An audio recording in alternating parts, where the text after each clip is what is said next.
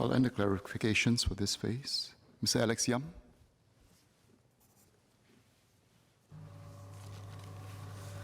Mr. Chairman, having lived abroad and encountered casual racism on a regular basis, I understand how difficult it is to reach what we call race and perhaps creed blindness. We're all different people. We have our own perspectives. But what can unite us is a common purpose, nationality, and pride in our community. As a nation in constant transition, each generation brings with it new challenges.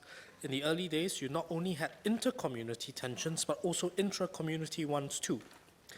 However, our focus on a meritocratic system and also careful management of social interactions and mixing of the population has erased the most obvious fault lines.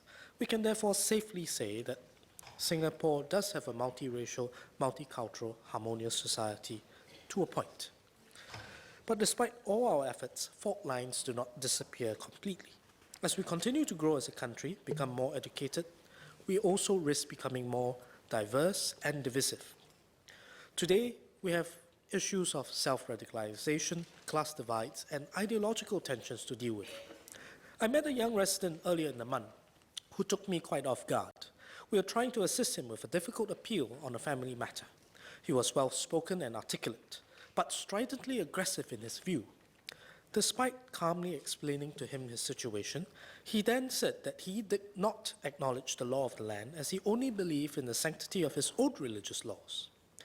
On a separate matter, a grassroots leader also shared with me about his daughter's experience in what some would term as an elite girls' school. They came from a middle-class background, and he was shocked by the bullying that his daughter encountered from more well-to-do peers. Another tension that is becoming more obvious is what can be described broadly as liberal and conservative views in our society.